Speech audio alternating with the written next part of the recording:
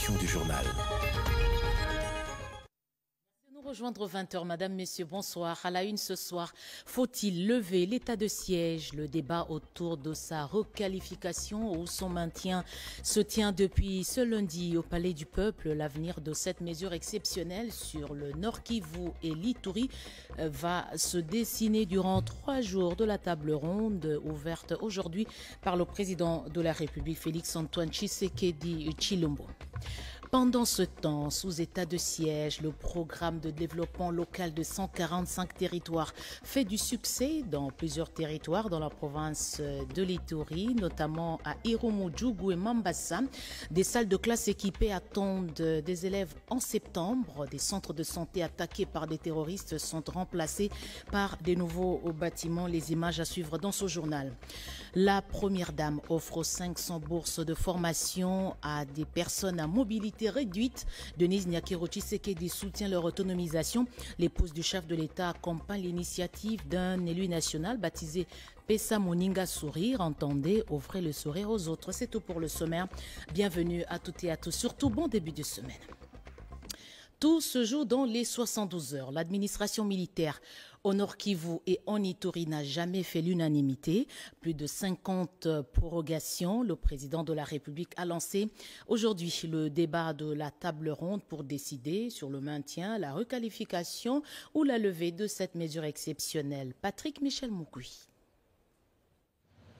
Après plus de 50 prorogations et très exactement 827 jours, solennelle de l'état du siège, le besoin se faisait ressentir depuis quelque temps.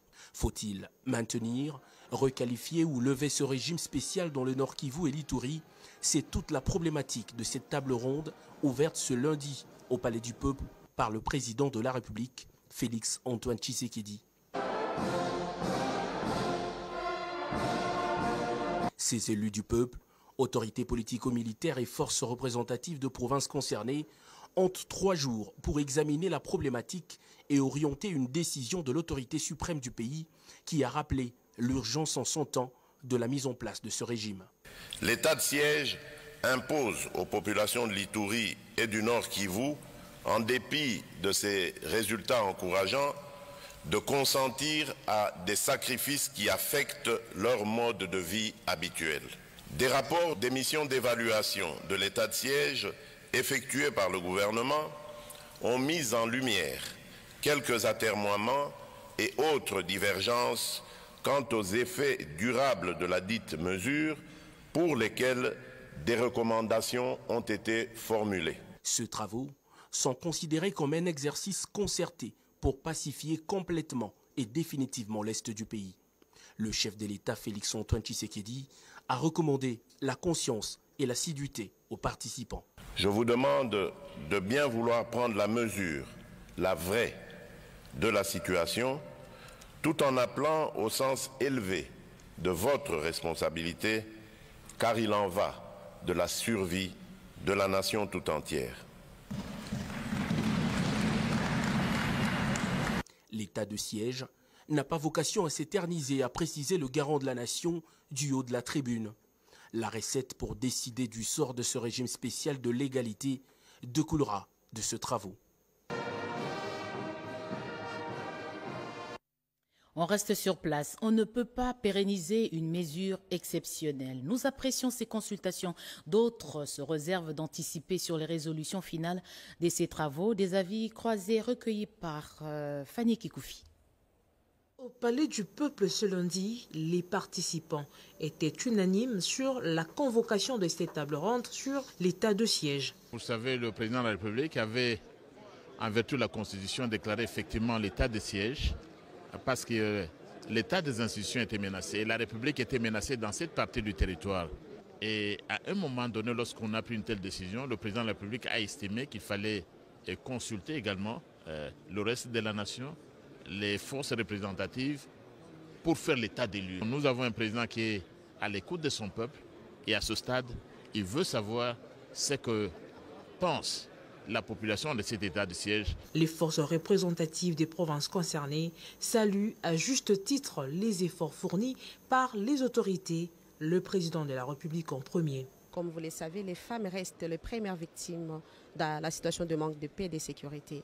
Nous tenons d'abord à remercier les autorités pour avoir organisé cette table ronde afin que nous puissions participer à ces assises et parler au nom de la population. Pour ce qui est comme avancée de l'état de siège, il y a des améliorations dans certains coins. Mais sur le rôle régalien, qui est de sécuriser, qui est chargé des opérations militaires et tout, la situation n'a pas pu changer. Et c'est ça le plus grand défi. C'est pourquoi aujourd'hui nous sommes venus afin que nous puissions donner le message de la population qui est d'élever l'état de siège. Pour autant que l'insécurité reste encore criante, la population du Nord Kivu, la population de l'Ituri souhaiterait à ce que la paix revienne. D'autre part, il y a les élections qui pointent à l'horizon et on ne saurait pas organiser les élections pendant que nous sommes encore en état de siège. C'est encore une autre problématique.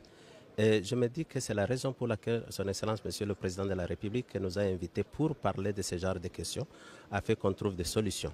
Mesures radicales mais nécessaires pour juguler rapidement les groupes armés et rétablir la sécurité. L'état de siège, après plus de 50 prorogations, subira assurément soit un maintien, une requalification ou carrément une levée pure et simple. Monseigneur André Bukondo a reconduit à son poste de président de l'ECC. C'est le verdict du synode organisé il y a quelques jours à Kinshasa. Le réélu a conduit une délégation auprès du président de la République, une délégation d'un comité qu'il a conduit et ensemble, ils ont présenté au chef de l'État le mémo contenant les conclusions finales de leurs travaux. Reportage de Blandine Zovo. L'Église du Christ au Congo, conformément à sa mission évangélique et prophétique, tient à l'accompagnement de la nation congolaise vers sa destinée de pays béni de Dieu. Ainsi, après l'organisation de son synode électif du comité exécutif national, les responsables de l'Église du Christ au Congo de toutes les provinces de la République démocratique du Congo, conduits par le nouveau président réélu, Monseigneur André Bukondoa, sont venus présenter au chef de l'État, Félix-Antoine Tshisekedi Tshilombo, les conclusions de leurs travaux tenus vendredi 11 août à la cathédrale du Centenaire protestante. Après tous les travaux, les élections et tous les travaux, nous avons voulu venir voir le président de la République pour lui présenter les résultats de notre synode. Il y a eu un mémo, aussi bien que notre déclaration finale. C'est pourquoi nous avons réservé la première au président de la République. Et dans cette déclaration, il y a toutes ces questions-là qui touchent à la vie de notre pays. Les élections, nous les voulons apaisées. C'est pourquoi nous appelons à tous les Congolais, nous demandons à tous les Congolais pour que nous ayons des élections vraiment apaisées, aussi bien qu'inclusives.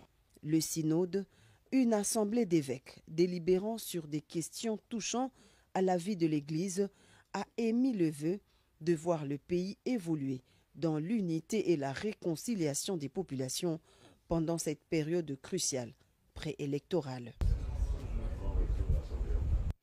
L'INPP va accueillir des nouveaux apprenants. 500 personnes à mobilité réduite viennent de bénéficier des bourses offertes par l'épouse du président de la République. Une façon pour Denise Nyakero Tshisekedi de soutenir la campagne dénommée Pesa Moninga Sourire, initiée par le député national Eliezer Tamboué. Reportage de José Baïtouambo, Charmant Lelo et Naïcha Kialamouila. Pesa Moninga Sourire entendait donner sourire à son prochain. Cette campagne, menée par l'honorable Eliezer Tamboué, a déjà une histoire.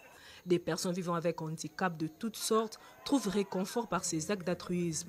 Celle de ce jour connaît un paroxysme avec la présence de la distinguée première dame, Denise Nyakero Tshisekedi. Maman, j'ai rêvé ce jour. J'ai rêvé de ce jour pour que vous veniez voir ces laissés pour compte de la société. Dans notre culture, être né avec handicap, c'est une malédiction. Le seul message est, regardez-nous aussi, nous sommes des humains comme vous. Résolument engagée dans la lutte contre toute forme de vulnérabilité, la First Lady a amené une solution durable pour 500 personnes vivant avec handicap.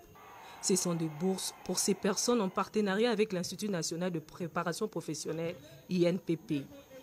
En plus de cette formation, les personnes vivant avec handicap boursier et les autres peuvent compter sur son accompagnement.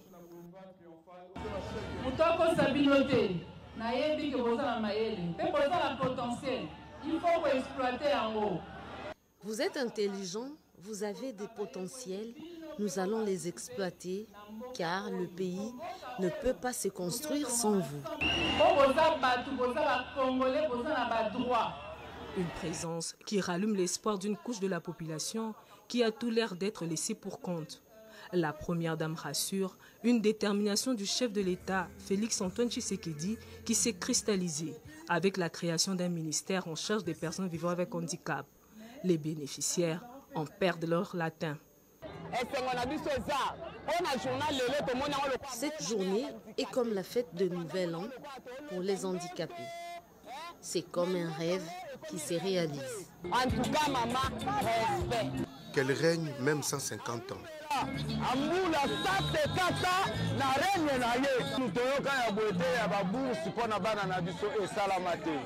On n'a jamais entendu parler des bourses ou les PVV. Vous êtes vraiment la maman des enfants, une femme généreuse. L'adhésion de la distinguée première dame à cette campagne leur fait croire un avenir radieux avec l'autonomisation par la formation. Je vous emmène maintenant sur le terrain, précisément à Irumu. Grâce au PEDEL 145 territoires, un centre de santé pillé par des miliciens a été remplacé par un nouveau bâtiment. Ce programme initié par le chef de l'État a construit 93 infrastructures en Ituri, dont 60 écoles. Une mission d'évaluation dépêchée par la ministre d'État, ministre du Plan, Judith Suminwa Tuluka, revient du terrain. Regardez ces images. Territoire d'Irumu en Ituri. Le contraste est visible. Le PEDEL 145 territoires a emmené la révolution. À l'école d'Ouabou, les salles de classe sont équipées et éclairées. Le bâtiment s'est déversé à tout moment. Alors les enfants aussi étaient vraiment à risque et à danger. Par classe, peut-être on retrouvait des enseignants, on se partage les cours. Un enseignant avant la récréation et l'autre après la récréation. Cette province sous état de siège est également touchée par ce programme qui lutte contre les inégalités sociales. 13 écoles sont construites dans ce même territoire et 11 centres de santé, à en croire le responsable du BSECO, agence d'exécution. Au village Reta, l'épée Moirabo est enrichi de nouvelles infrastructures. Le plan de construction a prévu une salle polyvalente pour les écoliers attendus à la rentrée de septembre. Nous osons en croire et dire que à cette rentrée scolaire prévue pour l'année 2023-2024, les élèves de la République, en particulier de l'Ituri, vont devoir utiliser les salles de classe qui ont été mis à leur disposition par le programme du chef de l'État, Félix-Antoine Tshisekedi Tshilombo, à travers le programme de développement local de 145 territoires. Le centre de santé Rumu vient améliorer la qualité de soins des populations. Le personnel est motivé malgré les souvenirs douloureux. L'ancien centre a été attaqué par des rebelles voulant se faire une publicité de leurs actions criminelles. En tout cas, nous sommes joyeuses. Et tout le monde, les populations de Niakero sont trop joyeuses. Le PEDEL 145 territoires, suivi par le ministre d'État, ministre du Plan Judith Suminwa Tuluka, a prévu la construction de 93 infrastructures en Ituri, dont 60 écoles et 28 centres de santé. La main-d'œuvre est locale. Ce jeune homme fait partie des employés locaux. Il a trouvé de l'emploi. Le PEDEL booste l'économie dans les villages. On parle des infrastructures. L'agence de promotion immobilière a pour, entre autres missions, construire des logements sociaux à des coûts abordables. Eugénie Dada Chabani nous présente justement cette structure, ses missions également.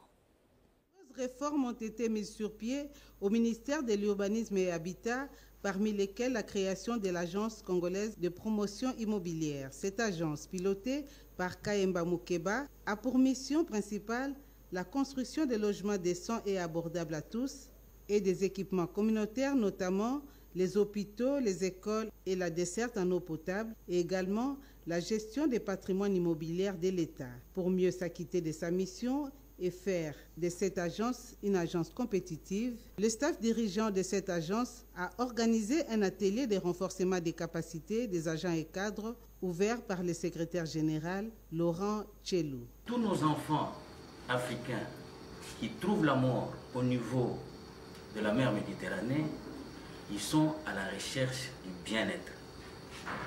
Ce que nous tous nous apprécions à chaque fois que nous effectuons des déplacements en Occident, c'est les logements et ce sont les infrastructures.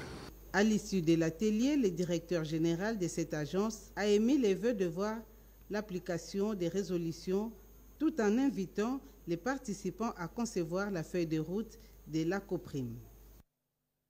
Mission de contrôle auprès des entreprises qui ont bénéficié des appuis financiers auprès du FPI. Le conseil d'administration de cette entreprise de l'État séjourne notamment à Goma. Des détails avec Alain Bikaï. Dans les Nord Kivu, les conseils d'administration et la direction générale du Fonds de promotion de l'industrie ont entamé l'inspection et l'évaluation des projets financés à Goma. Parmi les projets financés et évalués dans la ville volcanique, on note Serena Hotel et la Maison Victoire, la société mère de la cimenterie Nirangongo Cements. Serena Hotel et ses grands palaces de classe internationale de Goma qui a bénéficié d'un financement du FPI dans le cadre de l'appui à l'industrie hôtelière et touristique. Cet hôtel 5 étoiles, mieux connu sous l'appellation de IUZD, a reçu du FPI un appui pour l'acquisition de plusieurs équipements pour le montage de sa chaîne de pâtisserie et boulangerie. Puis est venu le tour de Nirangongo Cements, cette industrie qui utilise 5% du calcaire dans la fabrication de ses produits. Grâce au financement du FPI, cette industrie implantée depuis 2015 dans la périphérie de Goma produit du ciment Made in Goma. Une production d'environ 50 tonnes, soit 1000 sacs de ciment par jour. À terme de cette unité industrielle, entend ramener les sacs de ciment de 13 à 7 $. Au terme de cet exercice d'évaluation des projets, la délégation du FPI a rappelé aux promoteurs que malgré la dégradation de la situation sécuritaire avec la rébellion du M23 qui a un impact très négatif sur les recettes et les projets financés par les FPI, les paiements de la taxe de promotion de l'industrie locale et les remboursements sont des impératifs en fait de permettre au FPI d'avoir des moyens de sa politique. Environnement des affaires, des experts se sont réunis à Bibois justement pour proposer un avant-projet de feuille de route des réformes pour l'amélioration du climat des affaires. Ces propositions seront transmises à la hiérarchie des différentes structures avant d'entamer le circuit de son adoption. Un reportage de Patrick Michel. Par applaudissement, ces experts de l'administration publique et du secteur privé viennent de valider la matrice qui donnera corps à la nouvelle feuille de route de réforme censée améliorer le climat des affaires dans le pays. Les prochaines étapes donneront plus de forme aux propositions. Anthony Kinzokamole le sait, le directeur général de l'ANAPI rappelle aux experts la logique de la démarche. Nous avons fait ça à ce niveau, c'est au niveau des experts, avec aucune connotation politique. Ça va monter à un niveau qui va devenir politique. Quand je veux dire qu'il va devenir politique, parce qu'ils conduisent une politique publique. Ils savent dans quelle direction le pays est en train de partir, quelle est la priorité de la réforme à ce moment, que lorsque ça va quitter la commission ECOFIN et que ça commence à revenir au niveau des experts, il peut y avoir une dilution ou quelques réformes qui soient élaguées, probablement supprimées ou renvoyées ou reformulées. Cette retraite a battu le record de la représentativité, ce qui donne plus de consistance aux résolutions.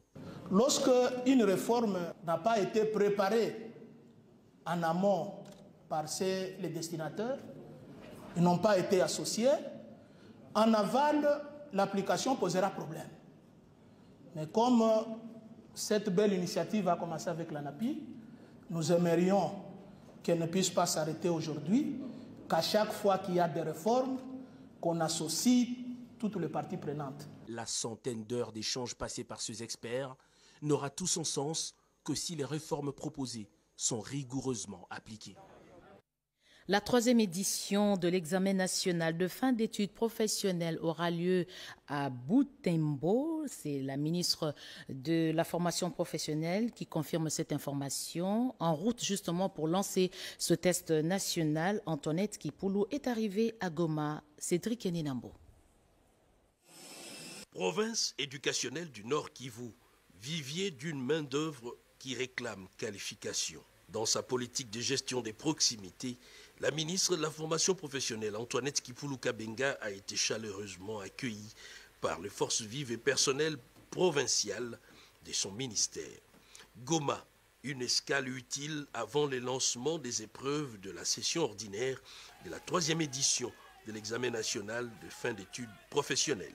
La rencontre avec les agents de la direction provinciale a été le point d'orgue de cette visite qui a permis à la patronne de la formation professionnelle de se mettre à l'écoute de son personnel et l'exhorter à faire mieux tout en garantissant l'amélioration des conditions de travail. Je suis venu encore pour lancer les examens de fin de titre professionnel, mais ça ne sera pas ici à Goma, ça sera à Butembo. Mais comme c'est une province éducationnelle, il fallait quand même que je vienne échanger, aussi faire encore une fois l'état des lieux avec mes collaborateurs ici. Et le choix de Butembo parce que pendant la hors-session, nous avons constaté quand même que Butembo, malgré l'insécurité, ils ont quand même mobilisé les gens à préparer les examens. Ils ont fait plus de 1200 apprenants qui ont présenté l'examen hors session. Mais il fallait quand même que je sois là pour les encourager et mobiliser encore d'autres enfants de faire la formation professionnelle. Parmi les réponses à court terme, l'on note l'équipement des services, la construction des centres de formation et réinsertion sociale pour les déplacés des conflits armés du territoire des Lubero, ainsi que d'autres relevant des conditions salariales et administratives. Des fonctions de la nouvelle équipe dirigeante à la tête de l'INERA. Les nouveaux animateurs ont renouvelé des engagements justement pour maintenir la recherche afin de construire l'autonomisation de la République démocratique du Congo sur la recherche en matière agronomique. Reportage de Ricky Nzuzilo et Amayawel. Ils vont désormais présider à la destinée de l'Institut national pour l'étude et la recherche agronomique INERA RDC. Hilaire Kakusa, président du conseil d'administration, Dominique Kankonde Ntumba, directeur général, et Mami Anastasia Mouya Mwange, directeur général adjoint. Ils viennent d'entrer en fonction à l'issue de la cérémonie des remises-reprises avec l'équipe sortante sous la direction du représentant du ministre de la Recherche scientifique qui a tout d'abord ordonné la lecture de l'ordonnance présidentielle portant nomination de ce nouveau mandataire avant le procès verbal des remises-reprises. Il s'engage à poursuivre l'appui du gouvernement dans la politique agricole visant la suffisance alimentaire ou mieux la sécurité alimentaire pour tous les Congolais. Ce qui importe plus sont les objectifs que l'INERA s'assigne. Et nous serons ensemble avec les agents et cadres et fonctionnaires de l'INERA pour qu'on voie dans la mesure du possible comment on peut booster davantage notre prestigieuse entreprise d'aller de l'avant. Et à cette occasion, je remercie aussi notre Dieu qui fait toutes choses à bonne fin. Nous remercions aussi le président de la République à qui nous rendons hommage, Félix Antoine Tshisekedi Tshilombo, pour cette marque de confiance. La nouvelle équipe de l'INERA reste cependant dans l'optique d'amélioration variétale et diffusion des semences au stade de base. Les activités liées à la quinzaine de la famille africaine lancées depuis le 31 juillet vont se clôturer demain 15 août 2023. C'est dans ce cadre que la ministre du Genre, Enfants et Famille, Mireille Massango, a effectué un déplacement vers le Congo central. Reportage d'Yvette Makuntima. À la tête d'une forte délégation composée notamment de membres de son cabinet et ceux du secrétariat général au genre, la ministre du Genre, Enfants et Famille, Mireille Massango Bibi Mouloko, séjourne depuis ce week-end à Matadi, chef-lieu de la province du Congo central, pour clôturer les activités de la quinzaine de la femme africaine, édition 2023. La patronne du genre a pour commencer échangé avec le vice-gouverneur de la province du Congo central, Grace Bilolo, assumant l'intérim du gouverneur de province Guy Bandou, en mission officielle.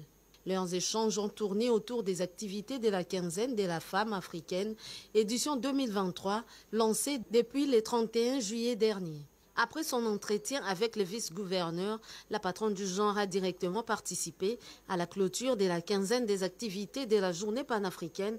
Dans son allocution, elle a souligné en gras l'implication du chef de l'État dans la réussite et développement de la femme congolaise.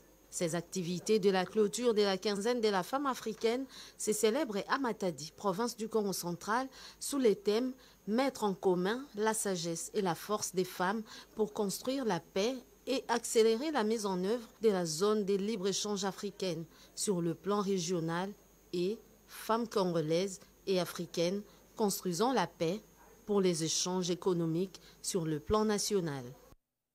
Politique pour cette annonce, l'UDPS sera en congrès extraordinaire le 25 et le 26 août prochain pour entériner la candidature de Félix-Antoine Tshisekedi Tshilombo à l'élection présidentielle. Au cours d'une causerie morale avec la base du parti présidentiel, le secrétaire général a fait justement cette annonce. Détail Alain Bikaï. Plus de suspense sur la convocation du congrès du parti présidentiel cette année. Du 25 au 26 août, l'UDPS sera en congrès extraordinaire pour l'entérinement de la candidature de Félix-Antoine Tshisekedi Tshilombo à l'élection présidentielle de décembre prochain. C'est le gestionnaire au quotidien de ce parti qui a fait cette annonce dimanche 13 août dernier devant les cadres et militants venus nombreux pour l'écouter. Une nouvelle accueillie avec joie par la base de ce parti distinct et limité. À l'occasion, le numéro 1 de l'UDPS a lancé l'opération d'impression des cartes des membres dans les fédérations de Kinshasa, des Congo central, de l'espace Gambandundu, qui revient à $2 au lieu de $6. L'opération va s'étendre dans d'autres provinces progressivement, a-t-il fait savoir. Concernant les processus électoraux, Augustin Kabouya a salué le travail abattu par la commission électorale permanente du parti qui fait que l'IDP se retrouve en 3e position avec 459 candidats après la publication des listes des candidats par la CENI. Tout compte fait, le secrétaire général demande qu'on répare l'erreur matérielle de la CENI qui a attribué certaines listes du parti à l'IDPS Tibala. Pour les élections provinciales, Augustin Kabouya assure que son parti est déjà prêt avec une liste de 780 candidats. Poursuivant, Augustin Kabouya a évoqué aussi la décision d'exclusion des 4 membres qui se sont permis de convoquer les congrès sans qualité ni mandat jusqu'à faire partir Félix-Antoine Tshisekedi Tshilombo à la tête du parti à quelques mois des élections. Ce qui constitue un manquement grave au regard des textes réglementaires du parti. Pour ce faire, une sévère mise en garde a été adressée aux récidivistes et aux pécheurs à nos troubles. Ce journal est terminé, mesdames, messieurs. On termine complètement avec cette annonce. Dans le cadre de la coopération policière internationale, la police nationale congolaise est informée de l'organisation d'un grand défilé militaire et civil demain à Brazzaville à l'occasion des festivités marquant le 63e anniversaire de l'indépendance de la République sœur du Congo. Au cours de cette parade militaire, 21 coups de canon seront tirés et autres actions menées. Ces dernières, dont les effets pourront être entendus ou perçus à Kinshasa, relèvent exclusivement du cérémonial militaire. À cet effet, le service d'information et de communication de la police nationale congolaise demande à la population de Kinshasa et ses environs de ne pas céder à la panique et l'invite à vaquer paisiblement à ses occupations. Ce communiqué de la police est signé par le commissaire supérieur principal Mavungu Mangoma Julien. Merci de nous avoir suivis. Je reviens demain à 20h, à 23h. Le journal revient avec Jemima Mugo. Au revoir.